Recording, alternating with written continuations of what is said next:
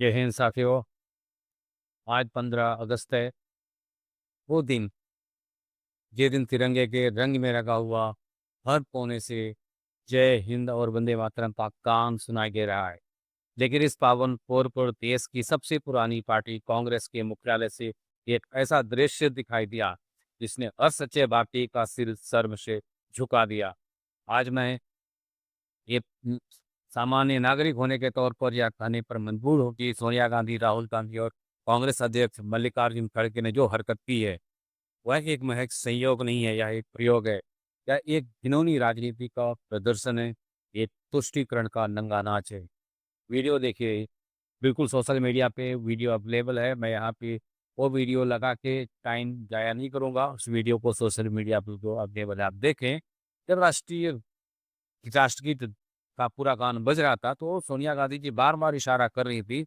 राहुल गांधी जी अपने कान में कुछ खुसक-खुसक कर रहे थे और खड़गे जी बिल्कुल असहज महसूस कर रहे थे। देश जानना चाहता है कि आखिर वंदे मातरम से परेशानी क्या थी भाई तुम्हें? वंदे मातरम के पूरे संस्करण से कांग्रेस को इतनी नफ़रत क्यों है? क्या कांग्रेस का राष्ट्रवाद केवल चुनावी राष्ट्रवाद तक सीमित कर रह गया है? आज इस आधे घंटे के विशेष कार्यक्रम में हम इसी सवाल के जवाब तलाशेंगे और कांग्रेस की किस एजेंडे को बेनकाब करेंगे। तो हमारे साथ बने रहिए।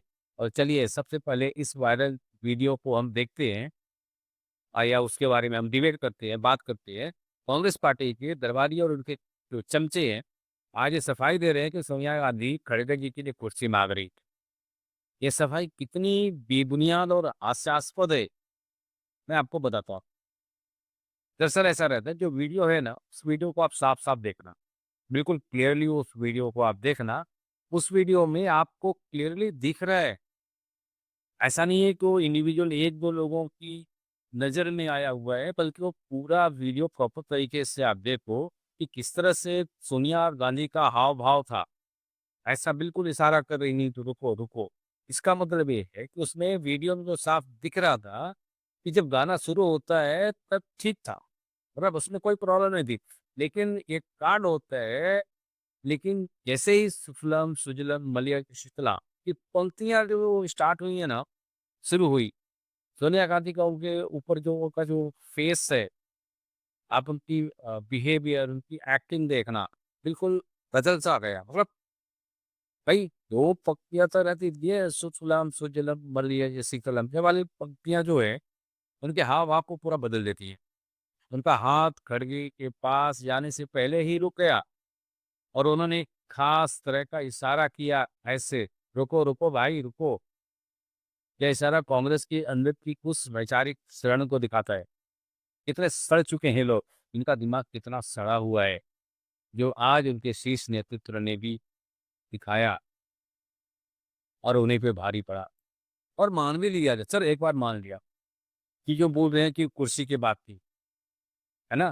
कुर्सी की बात थी, वो बुजुर्ग आदमी खड़ गए और इतना साल हो गया और बीमार है, उसकी तबीयत इतनी दयनीय है कि वो खड़ा नहीं रह सकता, है ना? तो क्या इतना बीमार बंदा हो गया कि जैसे ही वंदे मातरम के लिए गान स्टार्ट हुआ, सुजलाम सुफलाम मलयज शीतलम वाली लाइन आ गई, तो वो बंदा 50 सेकंड तक खड़ा नहीं रह सकता था, इतना भारी था उसका वज़न। देश के प्रधानमंत्री उसी दौरान लाल किले पर राष्ट्रगान के पूरे सम्मान के साथ खड़े थे और यहाँ कांग्रेस के माननीय 55-56 साल के युवराज, युवा नेता और पार्टी के अध्यक्ष राष्ट्रगीत सुनते हुए आपको खुशी हो। यह पहली बार नहीं है दोस्तों। राहुल गांधी हो या सोनिया गांधी हो, इनका इतिहास राष्ट्रभक्ति के प्रतीकों के प्रति बिल्कुल हमेशा से अनादर वाला ही रहा है। सवाल कुर्सी का नहीं है, सवाल इनके चरित्र का है। इस मुद्दे की तूल पकड़ते ही बीजेपी ने चौतरफा घेरा, बिल्कुल, और घेरना भी चाहिए। अमित मालवीय से लेके अनुराग ठाकुर तक सबने कांग्रेस को प्रॉपर तरीके से उनका आईना दिखाया। बीजेपी का सीधा आरोप है कि यह बिल्कुल 100% तुष्टीकरण की राजनीति की एक पराकाष्ठा है। साथियों, कांग्रेस एक वर्ग विशेष को खुश करने के लिए अपने देश के सबसे सम्मानित गीतों का अपमान कर रही है, आप याद रखिएगा। यह वही कांग्रेस है जिसके इतिहास में भी वंदे मातरम का हमेशा से विरोध किया है और आज भी वो अपनी उसी विभाजनकारी जो सोच है, उस पे कायम है। उससे वो अभी तक डिगे नहीं है। उनको एक खास समुदाय से कुछ ज़्यादा ही और विशेष लगाव है। 1937 में नेहरू और उनके नेताओं ने मुस्लिम लीग के प्रति अपना समर्पण की राजनीति आज भी जारी है। उस समय भी इन्हें राष्ट्रगीत से इतनी ज़्यादा आपत्तियाँ थी कि आज भी इन्हें अपने मंच से पूरा राष्ट्रगान बुलवाने में दिक्कत होती है।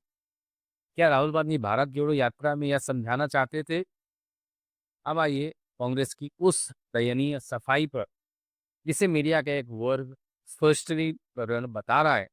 कांग्रेस की तरफ से कहा गया है कि खड़गे जी हालांकि खड़े थे, लेकिन सोनिया जी ने पूछा कि उनकी कुर्सी कहाँ है।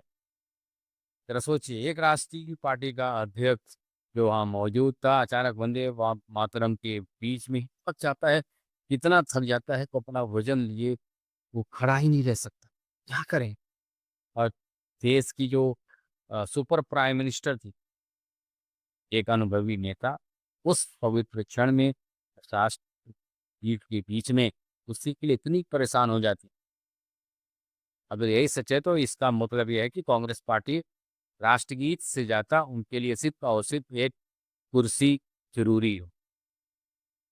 साथियों, 12 साल से कांग्रेस सत्ता से बाहर, उनकी बेचैनी समझ में आती है। जब आना भी नहीं टिकता, क्योंकि जो कार्यकर्ता वहाँ मौजूद थे, वो सभी देख सकते थे, लेकिन यह जानबूझ के किया गया अपमान था, सेक्युलरिज़्म अपने आप को दिखाने के साथ। यह एक संदेश था कि कांग्रेस आज वैचारिक रूप से दिवालियापन हो चुकी है। उन्हें बस सत्ता में से मतलब है। देश की संस्कृति, देश के सम्मान से उन्हें कोई लेना देना नहीं है। इस पूरे विवाद के पीछे की गहरी जो राजनीति को समझिए। वंदे मातरम केवल एक गीत नहीं है साथियों, यह भारत माता की वंदना है। यह देश के स्वतंत्रता संग्राम की आत्मा है। आज कांग्रेस जिस इकोसिस्टम में जी रही है, वहाँ वंदे मातरम का पूरा सम्मान करना उनके सेक्युलरिज्म के एजेंडे में फिट बिल्कुल भी नहीं बैठता। यह पार्टी राष्ट्रगीत को एक धर्म विशेष से जोड़कर देखती। इसी पार्टी ने तुष्टीकरण की नीति के सामने घुटने टेकते हुए गीत का बंटवारा किया था। आज भी उसी मानसिकता का एक और शर्मनाक चैप्टर दिखा दिया है।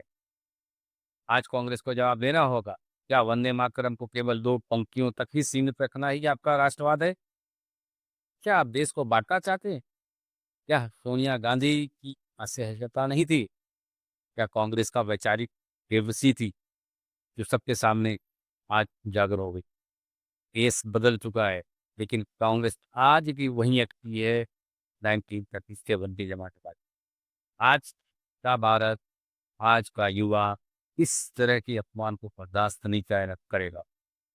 जिस गीत को गाकर लाखों लोगों ने हँसते-हँसते फांसी के फंदे को चूमा, उस गीत का अपमान कांग्रेस की सबसे बड़ी भूल है। आज सोशल मीडिया पे शेम ऑन कांग्रेस ट्रेंड कर रहा है, या कोई प्रायोजित ट्रेंड नहीं है। क्या देश का गुस्सा है? कांग्रेस को लगातार यह दावा कर रही है, वह देश को जोड़ रही है। अब उसके दावों की बिल्कुल हकीकत सामने आ गई है। अगर आप स्वतंत्रता दिवस जैसे पवित्र दिन पर राष्ट्रगीत का अपमान नहीं कर सकते हो, तो आप भारत की सेवा करने का दावा नहीं करो। राहुल गांधी और सोनिया गांधी को देश से माफी मांगनी चाहिए। अपनी कुर्सी और राजनीति बचाने के देश की सत्ता के साथ, अस्मिता के साथ खेलना कांग्रेस की पुरानी आदत रही है, जिसमें हम आज पूरी तरह से बेनकाब कर दिया, या वो खुद अपने आप बेनकाब हो चुके हैं। एक सामान्य नागरिक के तौर पर मेरे लिए बहुत ही कष्टकारी दिन था। यह देखना, जिन लोगों ने देश पर शासन किया, वे राष्ट्रगीत के प्रति इतनी बेरुखी दिखा सकते हैं, लेकिन एक उम्मीद की किरण भी है।